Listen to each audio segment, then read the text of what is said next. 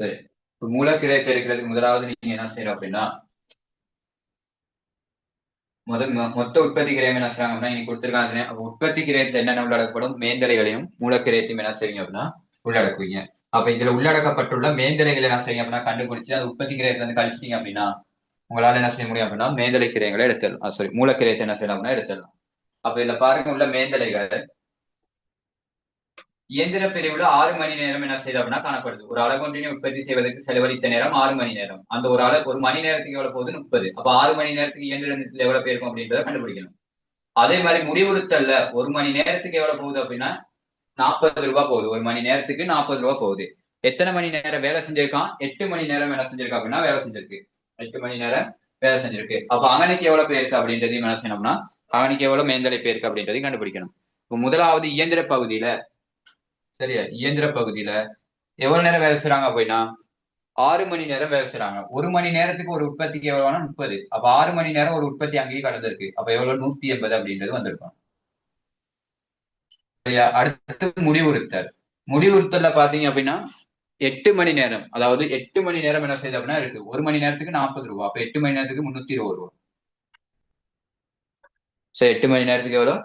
320 ரூபாய். இப்ப இது அவ்வளத்தையுமே கூட்டினீங்க அப்படின்னா நிறுவனத்தின் மேந்தலைகள் வந்துடும். ஏன்னா மேந்தலைகளை வச்சுதானே மேந்தலை பகுப்பாய்வு அட்டவணை செய்வீங்க. அப்ப நிறுவனத்தின் மொத்த மேந்தலைகள் என்ன செய்யலாம் அப்படின்னா இதை வச்சு எடுத்துடலாம். அப்ப இந்த நிறுவனத்தின் மொத்த மேந்தலைகள் எவ்வளவு வரும் அப்படின்னா 500 அப்படின்றது வரும். சரியா. மேந்தலைகள் எடுத்தாச்சு. இப்ப என்ன செய்யணும்னா உற்பத்தி கிரயம் சமன் மூலக்கிரயம் பிளஸ் மேந்தலைகள். இதுல மூலக்கிரயம் தெரியாது. உற்பத்தி கிரயம் 800, மேந்தலைகள் வந்து எவ்வளவு அப்படின்னா 500. இப்ப இது இந்த பக்கம் கொண்டு வந்து கழிங்க, மைனஸ் பண்ணீங்க அப்படின்னா மூலக்கிரயம் 300 அப்படின்றது வரும். இப்ப மூலக்கிரயம் 300 அப்படின்ற ஆன்சர் என்ன செய்யணும் அப்படின்னா அதுக்கு எழுதி இருக்கணும். இல்லாட்டி முதலாவது ஆன்சர் மார்க் பண்ணிருக்கணும். முதலாவது ஆன்சர் மார்க் பண்றதுக்கு அன்னைக்கு ஆன்சர் எல்லாம் குழம்பிதான் இருக்கு. நீங்க என்ன செய்யுங்க அப்படின்னா எழுதிக்கங்க ஆன்சர் 300 அப்படின்ற ஆன்சர்.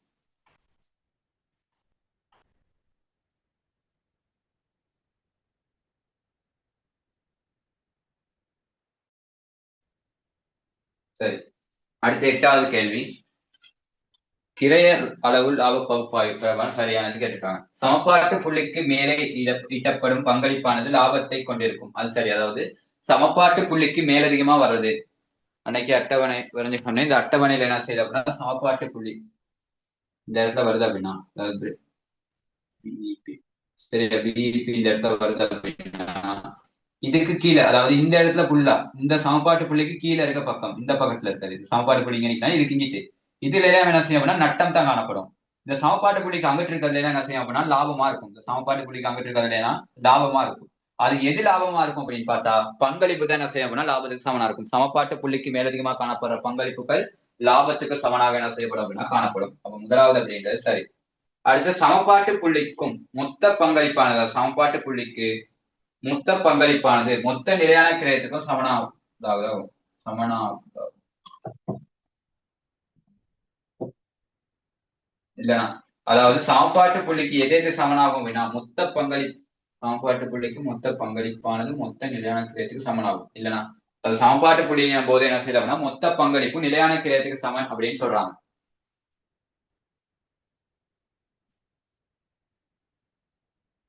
சமன்பாட்டு புள்ளிக்கும்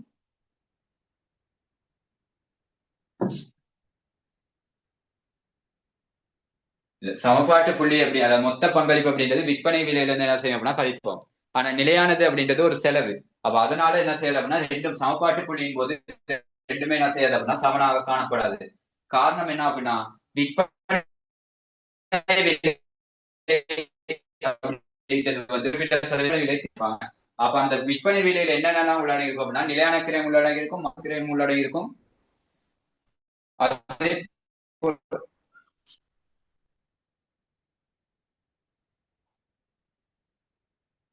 மாறும் கிரை வீதம் என்ன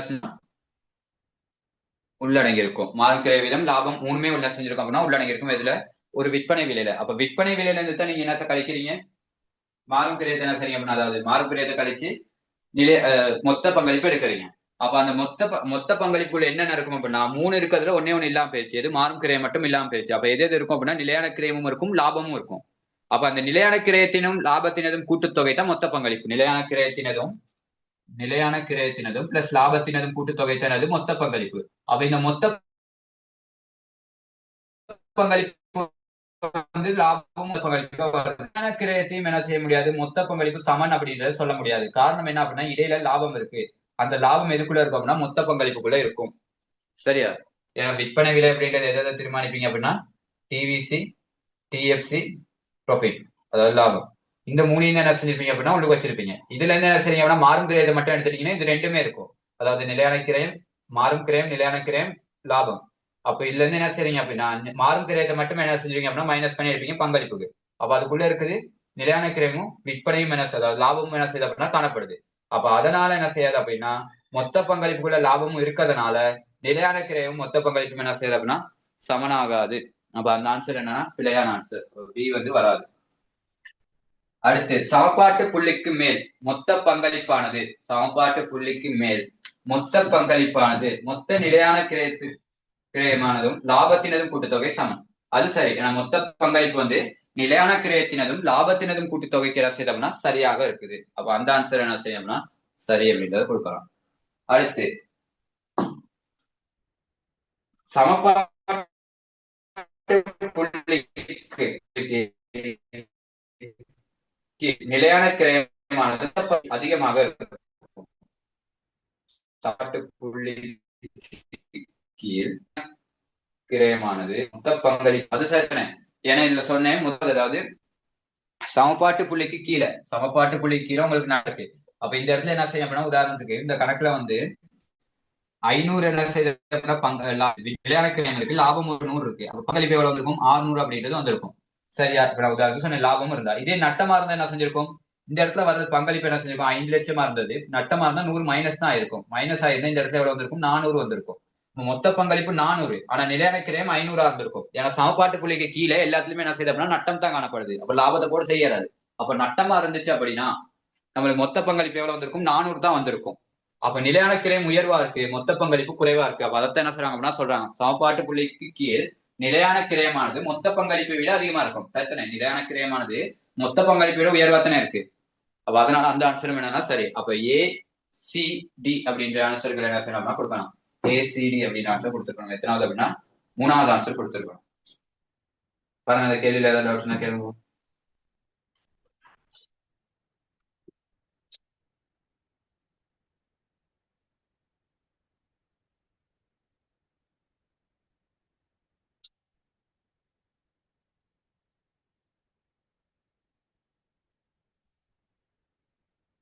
அந்த கழிவீட்டு காரணி அட்டவணை வந்து 10வது கேள்விக்கு வர வேண்டியது. அந்த கழிவீட்டு காரணி அட்டவணை மேல வெட்ட சொன்னேன் தெரியுமா, அது வந்து 10வது கேள்விக்கு என்ன செய்ய வேண்டிய வர வேண்டிய கழிவீட்டு காரணி அட்டவணை தான் அங்க மேல பெண்டிங். சரி, 10வது கேள்வி செஞ்சில் அடி பரவாயில்ல.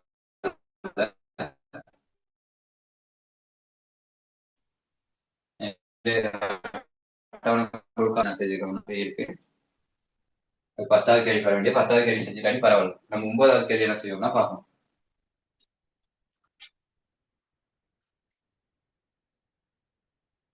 9வது கேள்வி மேல பார்த்த கேள்விக்கு ஆன்சர் எடுத்தது போல தான் என்ன செய்யணும், 9வது கேள்விக்கும் எடுக்கணும். அதுலயும் என்ன செய்யறாங்க அப்படின்னா மூலக்கிரேட்டை தான் கேட்கறாங்க. மூலக்கிரை முதன்மை கிரயம் எல்லாமே ஒண்ணுத்தானே. அப்ப அதுலயும் என்ன செய்யுங்க அப்படின்னா உற்பத்தி கிரயம் 1000 இருக்கு. அதுல என்ன செய்ய போறீங்க அப்படின்னா உற்பத்தி கிரயம் 1000ல இருந்து மேந்தலைகள் என்ன செய்ய போறீங்க அப்படின்னா கழிக்க போறீங்க. முதலாவது மேந்தலைகளுக்கு என்ன அப்படின்னா 30 ரூபா போகுது, இயந்திரத்துல 30 ரூபா போகுது. அதே எத்தனை மணித்தியாலம் இயந்திரத்தோட அழக பயன்படுத்துறாங்கன்னா 5 மணித்தியாலம். அப்போ ஒரு மணித்தியாலத்துக்கு 30 ரூபாய் அப்படின்னா 5 மணித்தியாலத்துக்கு எவ்வளவு பேருக்கும் அப்படின்னா 150 என்ன செய்யும் அப்படின்னா மேந்தலைகள் பேருக்கும். அப்ப இயந்திர பகுதியில 150 மேந்தலை இருக்கு. அதுக்கு ஒரு பகுதி முடிப்பகுதியில ஒரு ஊழிய மணித்தியாலத்துக்கு 40 ரூபாய், 8 ஊழிய மணித்தியாலத்துக்கு எவ்வளவுன்னா 320 ரூபாய். சரி, 8 ஊழிய மணித்தியாலத்துக்கு 320 ரூபாய். அப்ப 320 என்ன செய்யணும் அப்படின்னா மைனஸ் பண்றோம். அப்ப இதை மைனஸ் பண்ணி எடுத்தீங்க அப்படின்னா உங்களுக்கு எவ்வளவு மூலக்கிரயம் அப்படின்றது வரும். ஏன்னா மேந்தல்கள் 2 தானே இருக்கு, அந்த மேந்தல்கள் மைனஸ் பண்ணிட்டோம். அப்ப 1000ல இருந்து மைனஸ் பண்ண வேண்டியது 150ஐயும் 320ஐயும் மைனஸ் பண்ணீங்க அப்படின்னா 530 அப்படின்றது என்ன செய்யப்படும் அப்படின்னா வரும். 530 அப்படின்றது இந்த நிறுவனத்தின் மூலக்கிரயம் அல்லது முதன்மை கிரயமா இருக்கும். பாருங்க 3வது ஆன்சர் கொடுத்திருக்கோம்.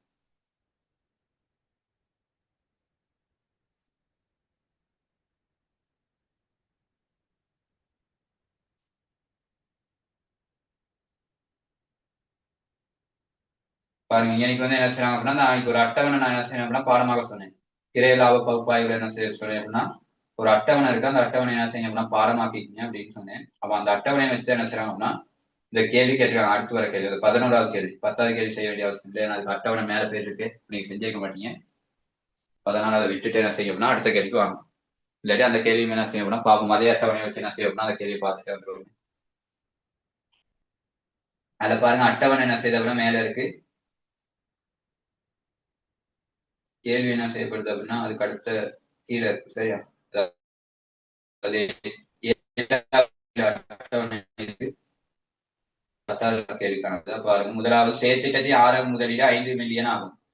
3 வருடங்களுக்கு தேரிய காசு பாய்ச்சல்கள் 10% கல்வி காரணி அதான் கொடுத்துருக்காங்க. தேரிய காசு பாய்ச்சல் பாருங்க கொடுத்துருக்காங்க 3 வருஷத்துக்கு. முதலாவது வருடம் 200, 2வது வருடம் 200, 4வது வருடம் 400 கல்வீட்டு காரணி விகிதங்கள் என்ன செய்யறாங்கன்னா கொடுத்துருக்காங்க. கேட்கறது முதலீட்டு திரும்பல் காலம் எவ்வளவு அப்படின்றது கேட்கறாங்க. அதே மாதிரி தேரி நிகழ்கால பெறுமதி எவ்வளவு அப்படின்றது கேட்கறாங்க. அப்ப முதலீட்டு திரும்பல் காலத்தை நம்ம எப்படி எடுக்கலாம் அப்படின்னா பாருங்க, முதலீட்டு திரும்பல் காலம் இதுக்கு என்ன செய்யணும் அப்படின்னா சமன்பாடு ஒண்ணு சொல்லியிருந்தேன்னா, அதாவது இதுல வந்து வேறுபட்ட காசு பாய்ச்சல் தான் இருக்கும். ஒவ்வொரு வருஷம் என்ன செய்யுது அப்படின்னா வேறுபட்ட காசு பாய்ச்சல்கள் தான் வருது. அப்ப நீங்க என்ன செய்யணும் அப்படின்னா அந்த சமன்பாடை போடணும். அதாவது காசு பாய்ச்சல் முதலீட்டுக்கான திரும்பல் வீச்சுக்கான காசு சமன்பாடு என்ன செய்யணும் அப்படின்னா போடணும். அந்த சமன்பாடு என்ன அப்படின்னா முதலீட்டு திரும்பல் வீதம் சமன் முதலீட்டு திரும்பல் காலம் சமன் முழுமை வருடம் பிளஸ் எதிர்பார்த்த காசு பாய்ச்சலின் கீழ் எதிர்பார்க்கப்பட்ட காசு பாய்ச்சல் தர 12. அதாவது எதிர்பார்த்த காசு பாய்ச்சல்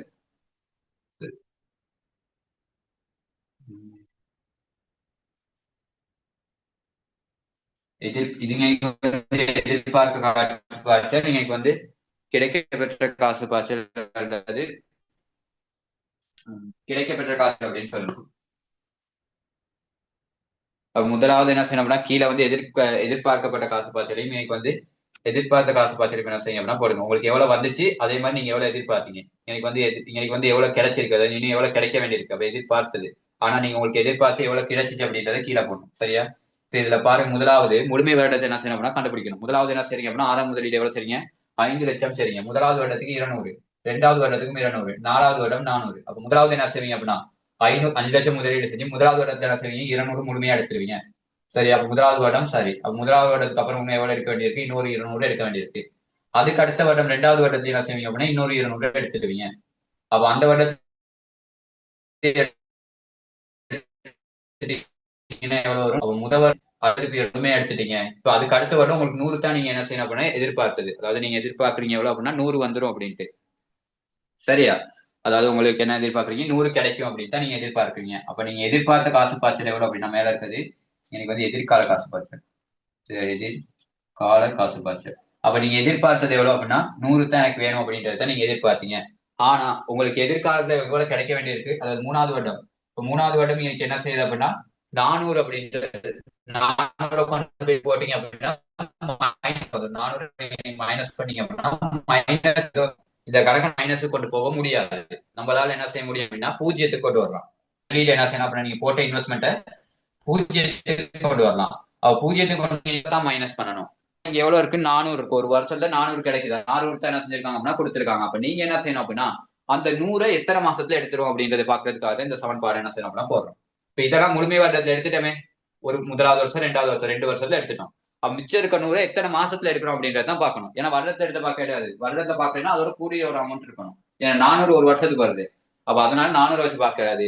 அந்த 100 இந்த 400 அப்படின்றது ஒரு வருடத்துக்கு தானே. இந்த வருடம் இந்த 400 கூட தானே அந்த 100 ஓட்டி இருக்கு. அப்ப அந்த 100 மட்டும் எத்தனை மாசத்துல வரும் அப்படின்றத பாக்குறதுக்காக தான் அந்த சமன்பாட போறோம். அப்ப எதிர்பார்த்த காசு பாய்ச்சலின் கீழ் எதிர்கால காசு பாய்ச்சல். எதிர்பார்த்தது எவ்வளவு உங்களுக்கு தேவை அப்படின்ட்டு 100 தான் எதிர்பார்த்தீங்க.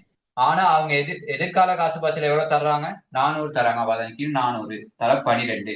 முழுமை வருடம்னா எத்தனை வருடத்தை முழுமையா கழிச்சிருக்கீங்க. அதாவது எத்தனை வருடம் என்ன செஞ்சிருக்க அப்படின்னா முழுமையா காசு எடுத்துறீங்க. 2 வருடம். முதலாவது வருடம் 2வது வருடம் முழுமை வருடம் 2. அப்ப இதை சுருக்கி எடுத்தீங்க அப்படின்னா இது என்ன செய்யுங்க அப்படின்னா சுருக்கி எடுங்க. சுருக்கி எடுத்தீங்க அப்படின்னா 3 மாதங்கள் வரும். சரியா? அப்ப இது இருக்கு 2 வருடம். 2 வருடம் பாருங்க 2 பிளஸ் இதை சுருக்கி எடுத்தீங்க அப்படின்னா 3 அப்படின்றது வரும். இப்ப இது ரெண்டையும் கூட்டிடக்கூடாது, ஏன்னா இது வருடத்துல இருக்கு, இது வந்து மாதத்துல இருக்கு.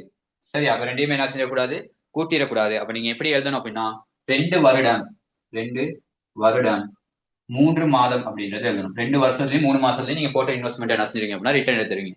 2 வருடத்திலையும் 3 மாதத்திலையும் நீங்க போட்ட இன்வெஸ்ட்மெண்ட் என்ன செய்வீங்க அப்படின்னா ரிட்டர்ன் எடுத்துருவீங்க. அடுத்து என்ன செய்யறது அப்படின்னா முதலீட்டு திரும்பல் காலம் என்ன செய்யறது அப்படின்னா எடுக்கிறது. அதாவது கணக்கீட்டு திரும்பல் காலம் என்ன செய்யறது அப்படின்னா எடுக்கிறது. இதுக்கு அடுத்து கேட்டிருக்காங்க தேதிய நிகழ்கால பெறுமதி. தேதிய நிகழ்கால பெறுமதி என்ன செய்வீங்க அப்படின்னா உங்களோட ஆரம்ப முதலீட்டுல இருந்து நீங்க எதை கழிப்பீங்க அப்படின்னா ஒவ்வொரு வருடமும், அதாவது ஒவ்வொரு வருடத்துக்கான நிகழ்கால பெறுமதி, ஒவ்வொரு வருடத்துக்கான நிகழ்கால பெறுமதி எடுத்து அந்த நிகழ்கால பெறுமதி என்ன செய்வீங்க அப்படின்னா உங்களோட ஆரம்ப முதலீட்டுல இருந்து கழிப்பீங்க. சரியா? அப்ப இதுல பாருங்க, முதலாவது வருடத்துக்கு எவ்வளவு நிகழ்கால பெறுமதி அப்படின்றது பார்க்க முதலாவது வருடத்துக்கான கழிவீட்டு காரணி வீதத்தை எடுங்க. சரியா? இதுல முதலாவது வருடத்துக்கான கல்வீட்டு காரணி வீதம் எவ்வளவு கொடுத்திருக்காங்க அப்படின்னா 0.9 கொடுத்திருக்காங்க. அப்ப நீங்க என்ன செய்யணும் அப்படின்னா 200 0.9 பெருக்கணும் முதலாவது வருடம். சரியா? இந்த அட்டவணை என்ன செய்யுங்க அப்படின்னா அடித்தே செய்யுங்க, அப்ப உங்களுக்கு குழம்பாது. முதலாவது வருடம் என்ன செய்யுங்க அப்படின்னா எனக்கு விவரம் 0 வருடத்துல இருந்து போடணும். 2 3 2 வருடம் 3 வருடம் இவ்வளவு இருக்கு. இதுல வந்து என்ன செய்யுங்க அப்படின்னா காசு பாய்ச்சல், அதே மாதிரி எனக்கு கல்வீட்டு காரணி, எனக்கு தேதி நிகழ்கால பெறுமதி. இல்ல காசு பாய்ச்சல் எவ்வளோ 0 வருடத்துல -500, ஏன்னா 500 முதலீடு சரிங்களா, அப்ப அது 500 காசு பாய்ச்சல் வெளியே போகுமே, ஆகவே -500 அப்படின்றது. சரியா? இப்ப இதுக்கு அடுத்து என்ன செய்யணும் அப்படின்னா ஒவ்வொரு வருடத்துக்கான காசு பாய்ச்சல். இந்த வருஷம் எவ்வளவு வருது, முதலாவது வருடம் 200 காசு பாய்ச்சல் வருது, முதலாவது வருடம் 400 காசு பாய்ச்சல் வருது. இப்ப கல்வீட்டு காரணி முதலாவது வருடத்துல எப்பயுமே கல்வீட்டு காரணி எப்பயுமே என்ன செய்யணும்னா 1 இருக்கும். அதுக்கு அடுத்த வருடம் 0.9 கொடுத்திருக்காங்க, 0.8 கொடுத்திருக்காங்க, 0.8 0.8 0.7 அப்படின்றது என்ன செய்யறாங்க அப்படின்னா சரியா? இப்ப இப்படி என்ன செய்யறாங்கன்னா கொடுத்திருக்காங்க. முதலாவது வருடம் எந்த ஒரு கணக்கு எடுத்தீங்கன்னாலும் முதலாவது வருடம் கல்வீட்டு காரணம் என்னன்னா 1. சரியா? அதுக்கு வந்து தசமில்ல 1. அப்ப என்ன செய்யும் அப்படின்னா 500 1ஆல பெருக்குங்க. 1ஆல பெருக்குனீங்கன்னா -500. இப்ப இதெல்லாம் என்ன செய்யும் அப்படின்னா பெருக்குங்க, எனக்கு 180, ஏன்னா பிளஸ்ல இருக்கு. அப்ப இது மைனஸ்ல இருக்குன்னா மைனஸ்ல போட்டு இது பிளஸ்ல இருக்கு. அடுத்து என்னது சரி 190.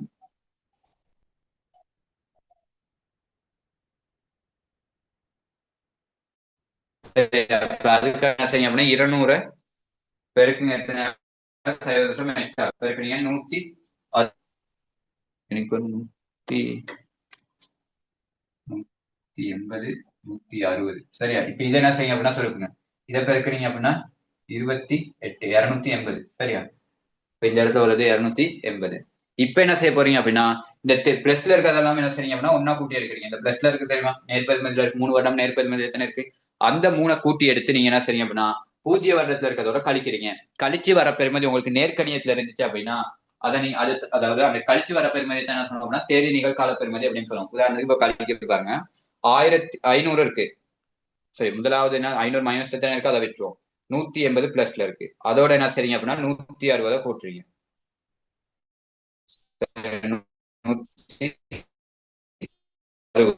அதோட 280 என்ன செய்றீங்க பெருமதி எவ்வளவு பிளஸ்ல இருக்குன்னு பாத்தீங்கன்னா மொத்த நிகழ்கால பெருமதி 620 என்ன செய்த பிளஸ்ல இருக்கு. அதே மாதிரி மைனஸ்ல இருக்கு 500. அப்ப மைனஸ்ல என்ன செய்யறோம் குறைவா காணப்பட்ட கூட்ட பெருமானத்தின் பெருமதி என்னது பிளஸ்ல இருக்கு. பிளஸ்ல எவ்வளவு இருக்கு அப்படின்னா 120 கூடுதலா இருக்கு. அப்ப இதுதானது தேதிய நிகழ்கால பெருமதி. இந்த தேதிய நிகழ்கால பெருமதி பிளஸ்ல இருந்துச்சு அப்படின்னா அந்த முதலீடை தெரிவு செய்யலாம். தேதிய நிகழ்கால பெருமதி மைனஸ்ல இருந்துச்சு அப்படின்னா அந்த முதலீடை தெரிவு செய்யக்கூடாது. அப்ப இந்த கணக்குல அதை சிபாரிசு உங்களுக்கு என்ன செய்யலாம் அப்படின்னா கேட்கல. இதே பாட்டு கேள்வியில என்ன செய்வோம் அப்படின்னா சிபாரிசு கேட்பாங்க. அந்த சமயத்துல போது நீங்க என்ன செய்யணும் அப்படின்னா தேதிய நிகழ்கால பெருமதி நேர்கணியமாக இருந்தா என்ன செய்யணும் அப்படின்னா சிபாரிசு செய்யணும். அப்படி தேதி நிகழ்கால பெறுமதி நேர்கணியத்தை இல்லை அப்படின்னா சிபாரிசு செய்ய வேண்டிய அவசியம் இல்லை. அப்ப இந்த கணக்கில் தேதி நிகழ்கால பெறுமதி எவ்வளவு மட்டும்தான் கேட்டிருக்காங்க. அப்ப தேதி நிகழ்கால பெறுமதி எவ்வளவு 1,20,000. சரி, அது பிளஸ்ல இருக்கு. அதாவது முதலாவது என்ன செய்யணும் காசு பாய்ச்சலும் என்ன செய்யணும் சரி ஒவ்வொரு காரணியோட என்ன செய்யுங்க அப்படின்னா பெருக்கி வர அமௌண்ட் என்ன செய்யுங்கன்னா ஆரம்ப முதலீட்டுல இருந்து கழிக்கிறீங்க. கழிச்சிங்க அப்படின்னா உங்களுக்கு இறுதியா வர பெறுமதி நேர்கணியமா இருந்தா அந்த முதலீடு தெரிவு செய்யணும், எதிர்கணியமா இருந்தா தெரிவு செய்யக்கூடாது. அப்படி அது ரெண்டுல இருந்து கழிச்சு வர பெறுமதி தான் உங்களுக்கு என்ன இருக்கும்னா தேதிய நிகழ்கால பெறுமதியா இருக்கும். இப்ப இந்த கணக்குப்படி தேதிய நிகழ்கால பெறுமதி 1,20,000. முதலீட்டு இந்த காலத்துல திரும்புது அப்படின்னு பாத்தீங்கன்னா 2 வருடம் 3 மாதங்கள் அப்படின்ற ஆன்சர். அப்ப எத்தனாவது ஆன்சர் அப்படின்னா 2வது ஆன்சர் கொடுத்திருக்கணும்.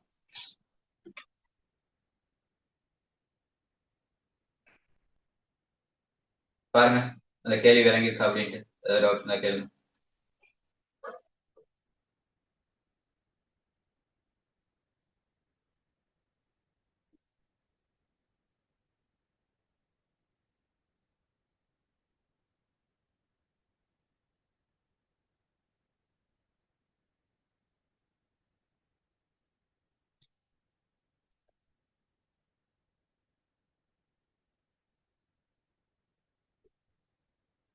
சரி, அதுக்கு அடுத்த கேள்வி பாருங்க. நிலையான செலவு தொடர்ந்து நிலையான செலவு இல்லையா? அதே மாதிரி அலகு விலை, அலகுக்கான விற்பனை விலை, அலகுக்கான மாறும் செலவு, அதாவது அலகுக்கான விற்பனை விலை, அலகுக்கான மாறும் செலவும் 20 வீதத்தால் குறைவடையுது. விற்பனை விலை 20 வீதத்தால் குறைவடையுது, மாறும் செலவும் என்ன செய்யுது அப்படின்னா 20 வீதத்தால் குறைவடையுது. இனி பின்வருவனவற்றில், அதாவது பின்வருவனவற்றில் எது அலகுக்கான பங்களிப்பு மற்றும் விற்பனை பங்களிப்பு பங்களிப்பு விற்பனை விகிதத்தில் என்ன செய்யறதுன்னா விளைவாக இருக்கும். அலகுக்கான பங்களிப்புல என்ன விளைவோ அதே போல பங்களிப்பு விற்பனை விகிதத்துல என்ன மாற்றம் ஏற்படும் அப்படின்றத கேட்கறாங்க, என்ன தாக்கம் ஏற்படும் அப்படின்றத கேட்கறாங்க. அப்ப இங்க இது எது எது வீழ்ச்சி அடையுது அப்படின்னு பாருங்க. இந்த கணக்குல எது எது வீழ்ச்சி அடையுதுன்னு பார்த்தா விற்பனை விலை வீழ்ச்சி 20 மாதம் என்ன செய்யுது அப்படின்னா 20 வீதத்தால என்ன நடக்குது அப்படின்றத பார்ப்போம். உதாரணம் பங்களிப்புல என்ன நடக்கும் அப்படின்னா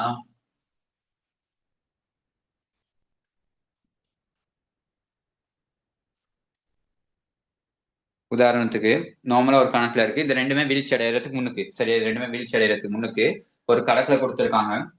விற்பனை விலையும் கொடுத்திருக்காங்க, மாறும் விலை விலையும் கொடுத்திருக்காங்க. உதாரணத்துக்கு விற்பனை விலை கொடுத்திருக்காங்க 200 அப்படின்னு கொடுத்திருக்காங்க. விற்பனை விலை 200 அப்படின்றது கொடுத்திருக்காங்க. அதே மாதிரி இது விற்பனை விலை, சரியா பிரைஸ். அதே மாதிரி மாறும் கிரயம், அலகுன்றுக்கான மாறும் கிரயம் 100 கொடுத்திருக்காங்க. இது டிவிசி ஏவிசி, அதாவது அலகுன்று தானே ஏவிசி, சரியா. இப்ப பங்களிப்பு எடுக்கிறேன்னா பங்களிப்பு சமன்பாடு என்னது, பிரைஸ்ல இருந்து அலகுன்றுக்கான பங்களிப்பு என்ன செய்யும்னா கழிப்பீங்க. விற்பனை விலை எவ்வளவு, ஒரு அலைக்கு 200 ரூபாய். அந்த சமயத்துல என்ன செய்தோம்னா 100 கழிச்சிங்கன்னா பங்களிப்பு 100 வருது. இப்ப என்ன செய்ய போடுது அப்படின்னா ரெண்டுமே 20 வீதத்தால வீழ்ச்சி அடையுது. இப்ப ரெண்டுமே என்ன செய்யுது அப்படின்னா 20 வீதத்தால வீழ்ச்சி அடையுது. மாறும் செலவும் 20 வீதத்தால வீழ்ச்சி அடையுது, நிலையான அதாவது விற்பனை விலையும் 20 வீதத்தால் வீழ்ச்சி அடையுது. அப்ப இது 20 வீதத்தால் வீழ்ச்சி அடைந்த விற்பனை விலை எவ்வளவு வரும் பாருங்க. அதாவது இதுக்கு 20 வீதம் பாருங்க, அதாவது 20 வீதம் பாத்தீங்க அப்படின்னா 40. சரி, அப்ப இந்த 40 அப்படின்றது அப்ப எவ்வளவு பேருக்கு வந்திருக்கும் விற்பனை விலை 160 மைனஸ் இது என்ன செய்யுங்க அப்படின்னா 25 மாறும் செலவு. மாறும் செலவு எவ்வளவு இருக்கு, 100 இருக்கு. அதுல இருந்து என்ன செய்யுங்க அப்படின்னா 20 வீதத்துக்கு வீழ்ச்சி அடைய சரிங்க. அப்ப 20 வீதத்துக்கு வீழ்ச்சி அடைஞ்சா எவ்வளவு, 20. அப்ப 20 இந்த இடத்துல வருது 80 இருக்கும். சரியா, 80 என்ன செய்யப்படும் அப்படின்னா காணப்படும். சரியா, மாறும் கிளை வீதம். இப்ப என்ன செய்யுங்க அப்படின்னா பங்களிப்பு எடுத்தீங்க அப்படின்னா இப்ப பங்களிப்பு எவ்வளவு வரும் அப்படின்னா 80,000 அப்படின்றது திருப்பி பங்களிப்பா வரும். பங்களிப்பு எவ்வளவு வரும், 80,000 வரும். அப்ப விற்பனை விலையும் மாறும் செலவு மாற்றம் அடைஞ்சா, விற்பனை விலை மாறும் செலவு ரெண்டுமே வீழ்ச்சி அடைஞ்சா பங்களிப்பு என்ன செய்யும் அப்படின்னா குறைவடையும். அழகுக்கான பங்களிப்பு என்ன செய்யும், குறைவடையும். ஏன்னா ஆரம்பத்துல 100 பங்களிப்பு இருந்துச்சு, இறுதியில வந்துட்டு 80. அப்ப பங்களிப்பு என்ன செய்யும் அப்படின்னா குறைவடையும். அடுத்து பங்களிப்பு விற்பனை விகிதத்துக்கு என்ன நடக்கும் அப்படின்னு கேட்கறாங்க. பங்களிப்பு விற்பனை விகிதத்துக்கான சமன்பாடு என்ன அப்படின்னா உதாரணத்துக்கு இந்த இடத்துல வச்சு என்ன செய்றீங்க அப்படின்னா பங்களிப்பு விற்பனை விகிதம் எடுக்கிறீங்க. உதாரணத்துக்கு இந்த கணக்கு எடுப்பேன். பங்களிப்பு விற்பனை விகிதத்துக்கான சமன்பாடு என்னது, விற்பனையின் மேல் பங்களிப்பு தர 100 வீதம். விற்பனை எவ்வளவு, ஒரு அளவுக்கான விற்பனை விலை 200 தர ஒரு அளவுக்கான பங்களிப்பு எவ்வளவு 100 தர 100. இதுக்கு என்ன செய்யுங்க அப்படின்னா வீதம் எடுங்க. வீதம் எடுத்தீங்கன்னா 50 வீதம். சரியா, அதுக்கு அடுத்து இதுக்கு எடுங்க.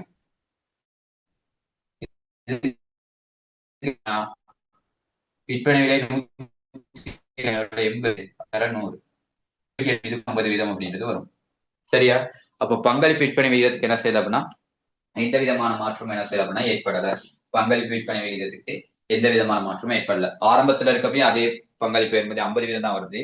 அது மாற்றம் அடைஞ்ச பிறகும் என்ன செய்யுது அப்படின்னா அதே வீதம் தான் வருது. பங்களிப்பு விற்பனை வீதமும் மாறாது. அலகுகளுக்கான பங்களிப்பு என்ன செய்யும் குறைவடையும். அலகுக்கான பங்களிப்பு பங்களிப்பு விற்பனை வீதத்துல எந்த விதமான மாற்றமும் இல்லை. முதலாக எடுத்திருக்கோம்.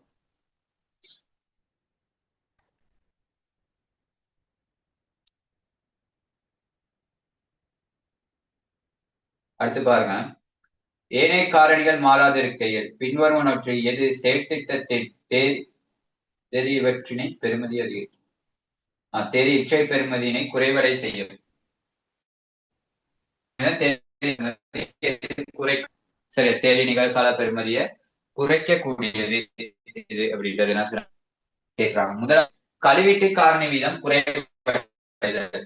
கழிவீட்டு காரணி வீதம் காரணி வீதம் குறைஞ்சிச்சு அப்படின்னா என்ன அப்படின்னா நிகழ்வு என்ன செய்யும் அப்படின்னா குறைவடையும். கழிவீட்டு காரணி வீதம் குறைவடையும். உதாரணம் ஒரு 100 என்ன செய்யுது அப்படின்னா கழிவீட்டு பாக்குறீங்க. இப்ப 100க்கு கழிவீட்டு காரணி பாக்குறீங்க. அப்ப எவ்வளவு வரும்? 90 நிகழ்கால பெறுமதி வரும். அதுக்கப்புறம் கழிவீட்டு காரணி வீதம் குறையுது. 8.8 வருது. அப்ப அதற்கு போது பாத்தீங்க அப்படின்னா 80 ஆகுது.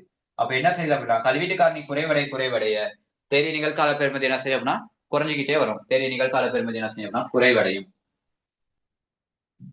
அதே மாதிரி கழிவீட்டு காரணி அதிகரிச்சா, கழிவீட்டு காரணி அதிகரிக்கும் பொழுது தேறிய நிகழ்கால பெறுமதி என்ன செய்யும் அப்படின்னா அதிகரிக்கும். தேறிய நிகழ்கால பெறுமதி அதிகரிக்கும். இங்க குறைவடைகிற சந்தர்ப்பத்தை தான் கேட்கறாங்க. அப்ப முதலாவது காரணம் ஏ அப்படின்றதுனால என்ன செய்யும்னா குறைவடையும்.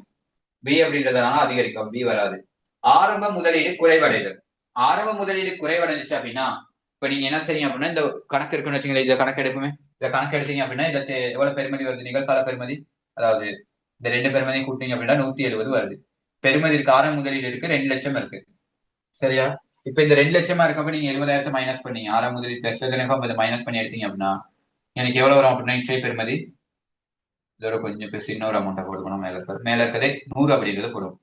பிளஸ்ல வர மாதிரியே இருக்கும். அப்ப 70 பிளஸ்ல வருது. சரி, இப்ப இதே என்ன செய்றீங்க? ஆரம்ப முதலீடு 80 மாத்துறீங்க. 80 மாத்துறீங்க அப்படின்னா அதாவது ஆரம்ப முதலீடு என்ன செய்யுது அப்படின்னா குறைவடையுது. அப்படின்னா ஆரம்ப முதலீடு குறைவடைஞ்சிச்சு அப்படின்னா இப்ப இந்த இடத்துல வரது எவ்வளவு இருக்கும்? 90 என்ன செய்யப்படும் அப்படின்னா காணப்படும். சரி, இந்த இடத்துல 90 இருக்கும். அப்ப என்ன நடக்குது அப்படின்னா ஆரம்ப முதலீடு குறைவடைய உங்களுக்கு வர தேதி நிகழ்கால பெறுமதி என்ன செய்யுது அப்படின்னா உயர்வடையுது. இன்னைக்கு வர தேதி நிகழ்கால பெறுமதி என்ன செய்யுது? அதிகரிக்குது. அதாவது ஆரம்ப முதலீடு குறையுது. இங்க ஆரம்ப முதலீடு 100 இருக்கப்ப 70 ஆயிடுச்சு. அதே ஆரம்ப முதலீடு 80 மாறுறப்ப என்ன செய்யுது அப்படின்னா இன்னைக்கு 90 வருது. அப்ப என்ன நடக்குது அப்படின்னா ஆரம்ப முதலீடு அதிகரிச்சு சரி முதலீடு குறைவடைச்சு அப்படின்னா என்ன செய்யாது முடியாது. அடுத்து தேறிய செயற்பாட்டு காசு உட்பாய்ச்சல் என்ன செய்யுது அப்படின்னா குறைவடையுது. காசு உட்பாய்ச்சல் குறைவடைஞ்சிச்சு அப்படின்னா காசு உட்பாய்ச்சல் என்ன செய்யுது அப்படின்னா குறைவடையுது. காசு உட்பாய்ச்சல் குறைவடையுதுன்னா பெருக்க போற அமௌண்ட் என்ன செய்ய போகுது அப்படின்னா குறைய போகுது. பெருக்க போற அமௌண்ட் குறைவடைஞ்சிச்சு அப்படின்னா அங்க என்ன செய்யும் அப்படின்னா வர்ற கல்வீட்டு விகிதம் என்ன செய்யும் அப்படின்னா குறைவடையும். காசு பாய்ச்சலத்திலே அந்த இடத்துல பெருக்குறீங்க. காசு பாய்ச்சல் 100 என்ன செய்யுங்க அப்படின்னா பெருக்குறீங்க. அந்த காசு பாய்ச்சல் குறைவடைய என்ன செய்யும் அப்படின்னா உங்களுக்கு பெருக்கி வர ஆன்சர் என்ன செய்யும்? குறைவடையும். அப்ப தேதி நிகழ்கால பெறுமதி என்ன செய்யும் அப்படின்னா குறைவடையும். இப்ப முதலாவது அதாவது ஏடி அப்படின்ற ஆன்சரால என்ன செய்யும் அப்படின்னா கல்வீட்டு அதாவது இற்றை பெருமதி தேதி நிகழ்கால பெறுமதி என்ன செய்யும் அப்படின்னா குறைவடையும். ஏடி காரணங்களால கல்வீட்டு காரணி குறைவடையும் அப்படின்னு ஆன்சர் கொடுத்துருக்கோம்.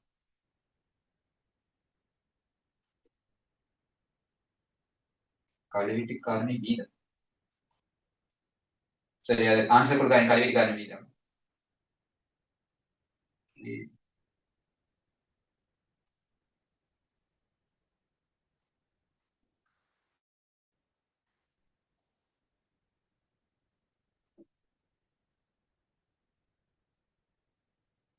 சரி.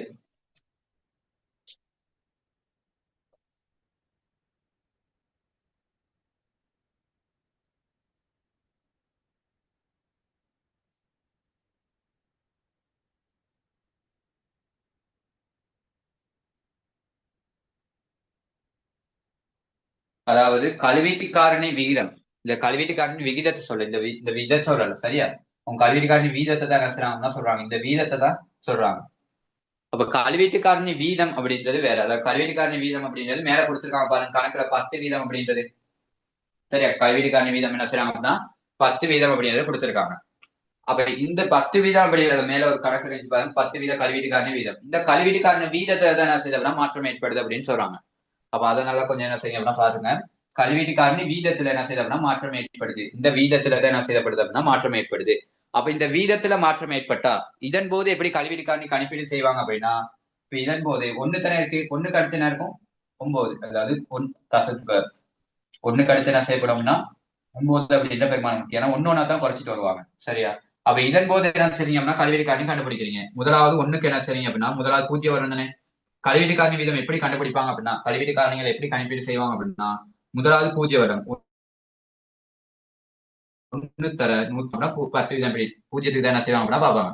அப்ப எவ்வளவு வரும் அப்படின்னா சுருக்கிடுங்க 0.1 பூஜ்ஜியம் வர்றதுக்கு இது என்ன செய்யும் அப்படின்னா ஒவ்வொரு வருடத்துக்கும் இதே மாதிரி என்ன செய்வாங்க அப்படின்னா பார்த்துட்டு போவாங்க. சரி, பூஜ்ஜியம் வர்றதுக்கு 100க்கு பார்ப்பாங்க. சரி, பூஜ்ஜியம் வர்றதுக்கு 100க்கே பார்த்துருவாங்க. சரியா? அடுத்த வருடம் ஒன்ன கழிப்பாங்க. 1க்கு 90% என்ன செய்வாங்க அப்படின்னா பார்ப்பாங்க. 100க்கு 90% ஒரு 10 வீதத்தை கழிச்சு. அப்ப அதுக்கு எவ்வளவு வரும் அப்படின்னா சுருக்கி எடுங்க 0.9 அப்படின்றது வரும். அதுக்கு அடுத்ததுக்கு என்ன செய்வாங்க அப்படின்னா 1ல இருந்து 100க்கு 80% பார்ப்பாங்க. அப்ப அதுக்கு அடுத்த விதம் எவ்வளவு வரும்னா 0.8. அந்த மாதிரி தான் என்ன செய்யுது அப்படின்னா கல்வீட்டு காரணி விகிதங்கள் என்ன செய்யுது அப்படின்னா பார்த்துட்டு வருது. ஒவ்வொரு வருடம் என்ன செய்வாங்க அப்படின்னா 10 வீதமா குறைச்சிக்கிட்டே பார்ப்பாங்க. சரியா? அப்ப அதே போல கல்வீட்டு காரணி விகிதம் 10 இருக்கப்ப எப்படி வருது அப்படின்னா முதலாவது வருடத்துக்கு 1, 2வது வருடத்துக்கு 0.9, 3வது வருடத்துக்கு 0.8, 4 அப்படின்றது ஒன்னொன்னா குறைஞ்சிட்டே வரும். இதே என்ன செய்யணும் அப்படின்னா கல்வீட்டு காரணி வீதம் 20 வீதமா இருந்தா எப்படி கணக்கீடு செய்யறது அப்படின்றது பார்க்கணும். கல்வீட்டு காரணி வீதம் 20 வீதமா இருந்தா உதாரணத்துக்கு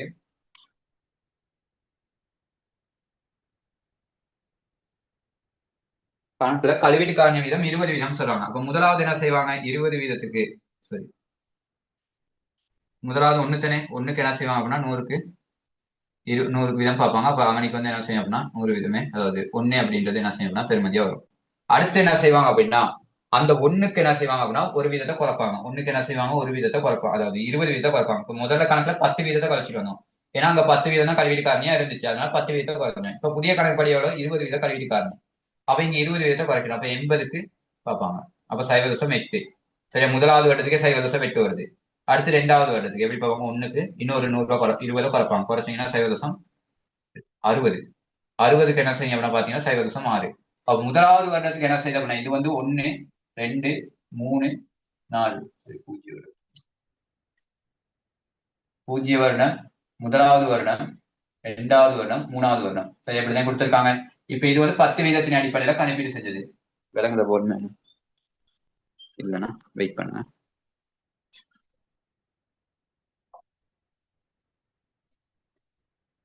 பத்து வீதத்தின் அடிப்படையில் கணக்கீடு செய்யறப்ப முதலாவது பூஜ்ஜிய வருடம் முதல் 2, 3 இப்படி செய்யறப்ப முதலாவது வருடத்துக்கு எவ்வளவு வந்துச்சு 1 வந்துச்சு பூஜ்ஜிய வருடத்துல. 2வது வருடத்துக்கு 0.9, 3வது வருடத்துக்கு எவ்வளவு 2வது 0.8, 3வது அடிப்படையில கணக்கீடு செய்யறப்ப ஒண்ணு தானே அடுத்த வருடம் 0.8 வந்தது. அதுக்கு அடுத்த வருடம் 0.6, அதுக்கு அடுத்த வருடம் 0.4. அப்ப என்ன செய்யுது அப்படின்னா 10 வீதத்தின் அடிப்படையில கணிப்பீடு செய்யறப்ப அதாவது 10 வீதத்தின் அடிப்படையில நீங்க கணிப்பீடு செய்யறப்ப வர கல்வீட்டு காரணி வீதம் இருக்கு. 10 வீதத்தின் அடிப்படையில் நீங்க கல்வீட்டு காரணி செய்யறப்ப அதன் போது கணிப்பீடு செய்யப்படுற கல்வீட்டு காரணி தொகை அதாவது கல்வீட்டு காரணி பெருமதி இருக்கு. அந்த பெருமதியோட 20 வீதத்தின் அடிப்படையில நீங்க கணிப்பீடு செய்யறப்ப வர கல்வீட்டு காரணி வீதம் என்ன செய்யறப்பா குறைவடையுது. சரியா? அப்ப குறைவடைகிறப்ப சரியா இப்ப ரெண்டுமே என்ன செய்யுது அப்படின்னா கல்வீட்டு காரணி வீதம் அதிகரிக்க அதிகரிக்க அதாவது வீதம் இந்த வீதம் அதிகரிக்க அதிகரிக்க உங்களுக்கு வர கல்வீட்டு காரணி பெருக்கக்கூடிய அமௌண்ட் என்ன செய்யுது அப்படின்னா குறைஞ்சிக்கிட்டே வருது. இப்ப என்ன செய்யும் அப்படின்னா இதன் போது என்ன செய்யும் அப்படின்னா ஒரு கல்வி நிகழ்கால பெருமதி எடுத்து பாருங்க. இதன் போது எடுத்தீங்கன்னா 90, இதன் போது எடுத்தீங்கன்னா 80, அதாவது 100 பெருமதியை உதாரணம் சொல்றேன். அப்ப இங்கனைக்கு பாருங்க இங்கனைக்கு வரும் எவ்வளவு 80 அப்படின்றது வரும். சரி, 100ஆல பெருக்கினீங்கன்னா 80 அப்படின்றது வரும். இங்கனைக்கு எவ்வளவு 100ஆல பெருக்கினீங்கன்னா 60 வரும். அப்ப இதுல என்ன செய்யுது அப்படின்னா கல்வீட்டு காரணி குறைவடைகிற விதத்தை விட பாருங்க இதுல வந்து என்ன செய்யுது அப்படின்னா 20,000 தெரிய நிகழ்கால பெருமதி குறைவடையுது. ஆனா இதுல அதே 20,000 தான் குறைவடையுது. 20,000 தான் குறைவடையுது. பட் என்ன செய்யப்படுது அப்படின்னா இதோட வேகமாக என்ன செய்யுது அப்படின்னா குறைவடையுது. இதோட வேகமாக என்ன செய்யுது அப்படின்னா குறைவடையுது. ஏன்னா இங்க வந்து 20 முதலாவது வருடத்துல 100 இருக்கு. இங்க முதலாவது வருடத்துல 80 வருது. என்ன அதாவது இந்த வீதம் வந்து என்ன செய்யுது அப்படின்னா அதிகரிக்க அது கணிப்பீடு செய்யப்படுற வர என்ன செய்யப்படுது அப்படின்னா குறைவடையுது. அதாவது குறைவா இருக்கு. அப்ப அந்த குறைவுனால நீங்க பெருக்கி வர நிகழ்கால பெருமதி என்ன செய்யும் அப்படின்னா குறைவாக இருக்கும். அப்ப இந்த கணக்குல கேட்டிருக்காங்க அப்படின்னா கல்வீட்டு காரணி பெருமதி அதாவது அந்த பெருமதி அதாவது 1க்கு 0.9 அந்த தொகையை என்ன செய்யல அப்படின்னா அவங்க கேட்கல. அவங்க சொல்லியிருக்காங்க வீதம் அப்படின்ட்டு. அப்ப கல்வீட்டு காரணி வீதம் என்ன செய்யும் அப்படின்னா அதிகரிச்சுச்சுன்னா கல்வீட்டு காரணி வீதம் என்ன செய்யுது அப்படின்னா அதிகரிக்குது அப்படின்னா அங்க என்ன செய்யும்னா தேறிய நிகழ்கால பெருமதி குறைவடையும். சரியா? தேறிய நிகழ்கால பெருமதி குறைவடையும். அப்ப இதுல எந்த ஆன்சர் கொடுத்துருக்கோம்னா முதலாவது ஆன்சர் கொடுக்காது. ஏன்னா முதலாவது ஆன்சர் நான் சொன்னேன் விகிதத்தை தான் வச்சு சொன்னேன். சரியா? விகிதத்தை வச்சு சொன்னோம்னா என்ன செய்யோம்னா கல்வீட்டு காரணி விகிதம் குறைவடைஞ்சா தான் என்ன செய்யும் அப்படின்னா நேரிய நிகழ்கால பெருமதி குறைவடையும். பாருங்க இது குறைவடைஞ்சிருந்தா தான் என்ன செய்யும் அப்படின்னா கல்வீட்டு காரணி விகிதம் குறைவடைஞ்சிருக்கும். ஆனா இது வீதம் அடிப்படைன்றப்ப வீதம் அதிகரிச்சா தான் என்ன செய்யும் அப்படின்னா கல்வீட்டு காரணி பெருமதி என்ன செய்யும் அப்படின்னா தெரிய நிகழ்கால பெருமதி குறைவடையும். அதிகரிச்சுச்சுன்னா குறைவடையும். இந்த கேள்வி அதாவது இந்த முதலாவது பாயிண்ட்ஸ் விளங்கி இல்லை அப்படின்னா என்கிட்ட சொல்லுங்க. நான் திருப்பி ஆக என்ன செய்யணும் அப்படின்னா அந்த கணக்கு ஃபுல்லாவே என்ன செய்யணும் அப்படின்னா ஒழுங்கா எழுதியே உங்களுக்கு விளங்கப்படுத்துறேன்.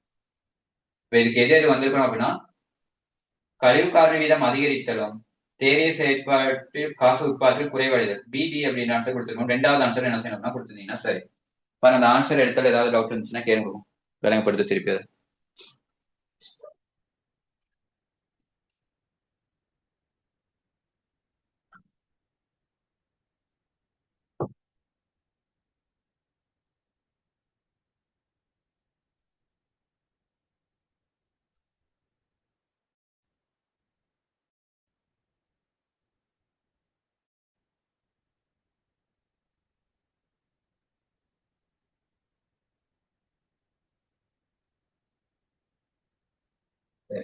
அடுத்த கேள்விக்கு வாங்க இப்ப.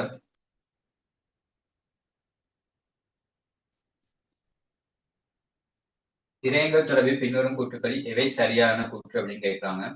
இருப்பு மதிப்பீட்டிற்காக கிரயங்களை உற்பத்தி கிரயம் கால கிரயம் என வகைப்படுத்த முடியும். இருப்பு மதிப்பீட்டிற்கேற்ப கிரயங்கள் என்ன செய்றாங்க அப்படின்னா உற்பத்தி கிரயம் கால கிரயம் அப்படின்னு வகைப்படுத்துறாங்க. மதிப்பீட்டிற்கேற்ப கிரயங்களை எப்படி வகைப்படுத்துறாங்க அப்படின்னா உற்பத்தி கிரயம் கால கிரயம் அப்படின்னும் நேர்கிரயம் நேரில் கிரயம் அப்படின்னு வகைப்படுத்துறாங்க. அப்ப அந்த ஆன்சர் என்ன செய்யும்?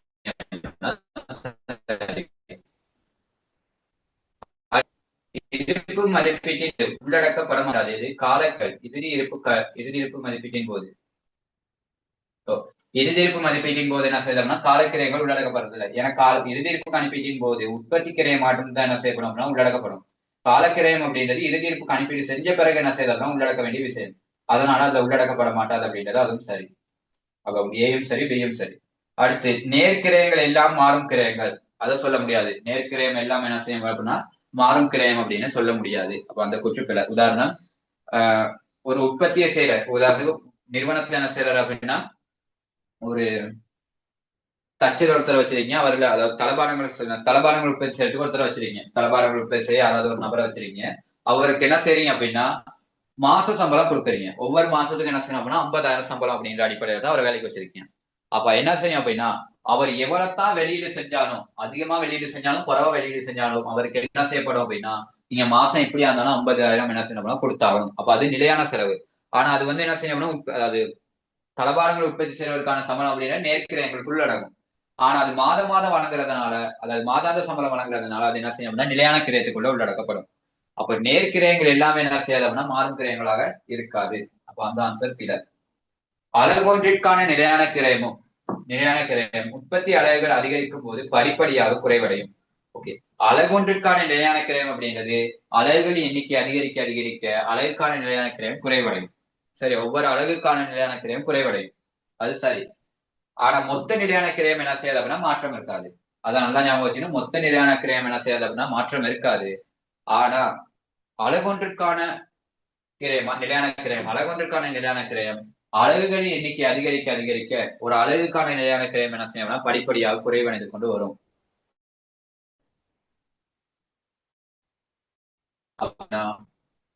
அப்படின்ற ஆன்சர் ஏபிடி அப்படின்ற ஆன்சர் என்ன செய்யணும் கொடுத்திருக்கணும். 5வது ஆன்சர் கொடுத்திருக்கணும்.